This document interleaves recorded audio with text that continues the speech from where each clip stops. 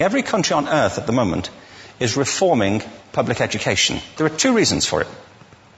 The first of them is economic. People are trying to work out, how do we educate our children to take their place in the economies of the 21st century? How do we do that, given that we can't anticipate what the economy will look like at the end of next week, as the recent turmoil is demonstrating?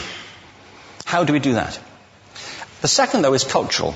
Every country on earth is trying to figure out, how do we educate our children so they have a sense of cultural identity and so that we can pass on the cultural genes of our communities while being part of the process of globalization. How do we square that circle? The problem is they're trying to meet the future by doing what they did in the past.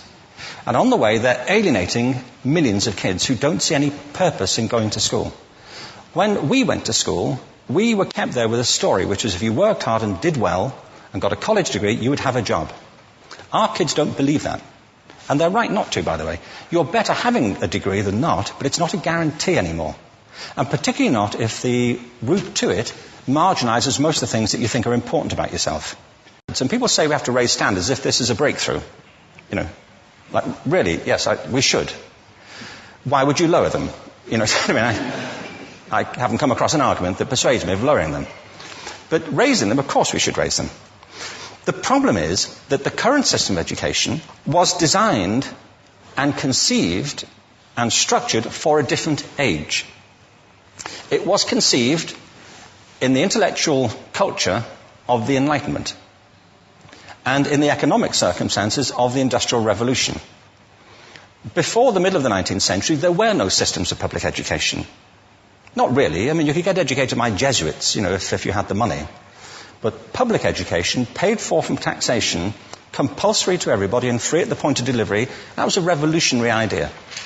And many people objected to it. They said it's not possible for many street kids, working class children, to benefit from public education. They're incapable of learning to read and write, and why are we spending time on this? So there's also built into it a whole series of assumptions about social structure and capacity. It was driven by an economic imperative of the time, but running right through it was an intellectual model of the mind, which was essentially the Enlightenment view of intelligence.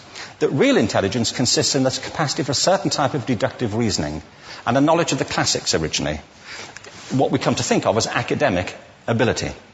And this is deep in the gene pool of public education, that there are really two types of people, academic and non-academic, smart people and non-smart people. And the consequence of that is that many brilliant people think they're not, because they've been judged against this particular view of the mind. So we have twin pillars, economic and intellectual. And my view is that this model has caused chaos in many people's lives. It's been great for some. There have been people who have benefited wonderfully from it. But most people have not. Instead, they suffer this. This is the modern epidemic, and it's as misplaced and it's as fictitious. This is the plague of ADHD. Now, this is a map of the incidence of ADHD in America, or prescriptions for ADHD. Don't mistake me here. I don't mean to say there is no such thing as attention deficit disorder. I'm not qualified to say if there is such a thing. I know that a great majority of psychologists and paediatricians think there is such a thing. But it's still a matter of debate. What I do know for a fact is it's not an epidemic. These kids are being medicated as routinely as we had our tonsils taken out. And on the same whimsical basis, and for the same reason, medical fashion. Our children are living in the most intensely stimulating period in the history of the earth. They're being besieged with information and calls for their attention from every platform, computers, from iPhones, from advertising holdings, from hundreds of television channels. And we're penalizing them now for getting distracted. From what? You know, boring stuff. At school, for the most part. It seems to me it's not a coincidence totally that the incidence of ADHD has risen in parallel with the growth of standardized testing. Now, these kids are being given Ritalin and Adderall and all manner of things, often quite dangerous drugs, to get them focused and calm them down. But according to this, attention deficit disorder increases as you travel east across the country. People start losing interest in Oklahoma.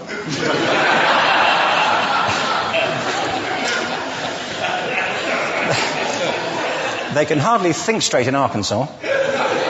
And by the time they get to Washington, they've lost it completely. And there are separate reasons for that, I believe. It's a fictitious epidemic. If you think of it, the arts, and I don't say this exclusively of the arts, I think it's also true of science and of maths, but I say about the arts particularly because they are the victims of this mentality currently, particularly. The arts especially address the idea of aesthetic experience. An aesthetic experience is one in which your senses are operating at their peak, when you're present in the current moment, when you're resonating with the excitement of this thing that you're experiencing, when you are fully alive. An anesthetic is when you shut your senses off and deaden yourself to what's happening.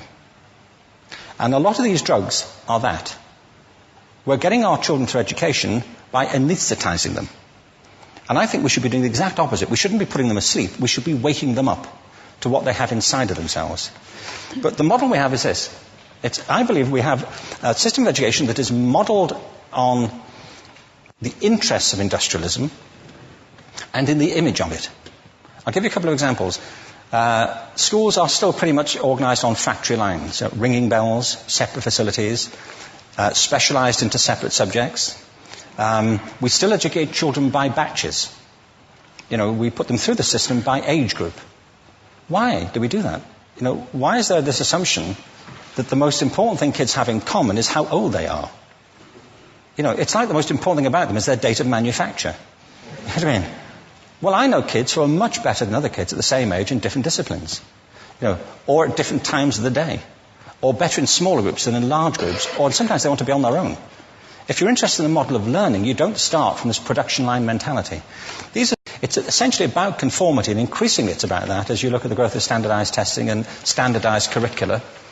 And it's about standardization. I believe we've got to go in the exact opposite direction. That's what I mean about changing the paradigm. There was a great study done recently of divergent thinking. Published a couple of years ago. Divergent thinking isn't the same thing as creativity. I define creativity as the process of having original ideas that have value. Divergent thinking isn't a synonym, but it's an essential capacity for creativity. It's the ability to see lots of possible answers to a question, lots of possible ways of interpreting a question, to think what Edward de Bono would probably call laterally, to think not just in linear or convergent ways, to see multiple answers, not one. So, there are tests for this. One kind of cod example would be, people might be asked to say, how many uses can you think of for a paperclip? One of those routine questions. Most people might come up with 10 or 15. People who are good at this might come up with 200. And they do that by saying, well, could the paperclip be 200 foot tall and be made out of foam rubber? Does it have to be a paperclip as we know it, Jim? Now, there are tests for this, and they gave them to 1,500 people. This is in a book called Breakpoint and Beyond. And on the protocol of the test, if you scored above a certain level, you'd be considered to be a genius at divergent thinking. Okay? So my question to you is, what percentage of the people tested, of the 1,500, scored at genius level for divergent thinking? Now, you need to know one more thing about them. These were kindergarten children. So what do you think? What percentage at genius level? 80. 80, okay. 98%. Now, the thing about this was it was a longitudinal study. So they retested the same children 5 years later, age of 8 to 10. What do you think? 50? They retested them again 5 years later, ages 13 to 15. You can see a trend here, can't you? Now, this tells an interesting story, because you could have imagined it going the other way, couldn't you? You start off not being very good, but you get better as you get older. But this shows two things. One is we all have this capacity, and two, it mostly deteriorates. Now, a lot of things have happened to these kids as they've grown up. A lot. But one of the most important things that happened to them, I'm convinced, is that by now they've become educated. They've spent 10 years at school being told there's one answer, it's at the back. And don't look. And don't copy, because that's cheating. I mean, outside schools, that's called collaboration, but inside schools. Now, this isn't because teachers want it this way. It's just because it happens that way. It's because it's in the gene pool of education. We have to think differently about human capacity. We have to get over this old conception of academic, non-academic, abstract, theoretical, vocational, and see it for what it is, a myth. Secondly, we have to recognize that most great learning happens in groups, that collaboration is the stuff of growth. If we atomize people and separate them and judge them separately, we form a kind of disjunction between them and their natural learning environment. And thirdly, it's crucially about the culture of our institutions, the habits of the institution and the habitats that they occupy.